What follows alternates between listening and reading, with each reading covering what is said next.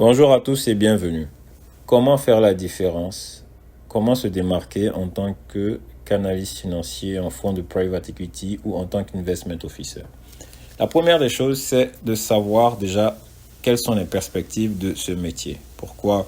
Ce métier est très prenant.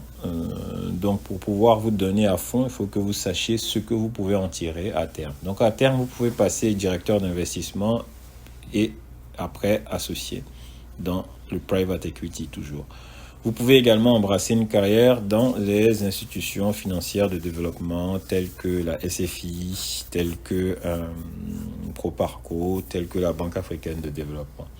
Vous pouvez également rejoindre une banque ou une corporate classique. Vous pouvez également rejoindre une activité de consultance classique également.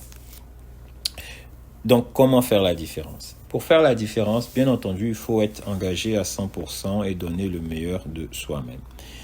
Il faut être bon en tout ce qui est aspect relatif au financement, mais il faut aller au-delà. Parce qu'on parle de finance, mais en réalité, on est dans le business, dans le vrai business. Vous investissez dans une société, vous devez lui permettre d'augmenter sa valeur en vue de la revendre. Donc, vous devez vraiment être business oriented. Pourquoi? Parce que les chiffres ne disent pas tout.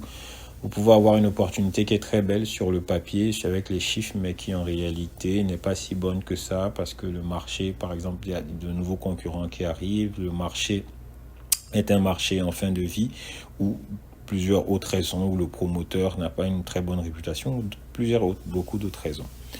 Vous pouvez avoir également une opportunité qui n'est pas très bonne sur le papier, mais qui a beaucoup de potentiel. Prenez par exemple une opportunité sur un marché en plein développement, en pleine croissance, ou une opportunité dans un pays où l'acteur est en quasi-monopole parce qu'il est tout seul et qu'il y a un potentiel énorme.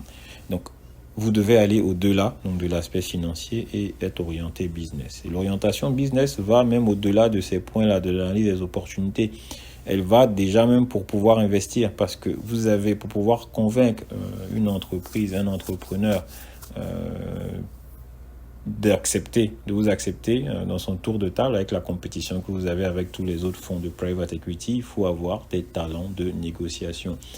Une fois que vous avez passé ce cap-là, il va falloir également négocier les termes de la transaction.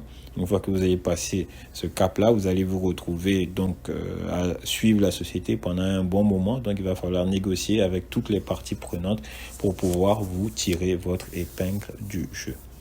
Merci pour votre attention et bon courage.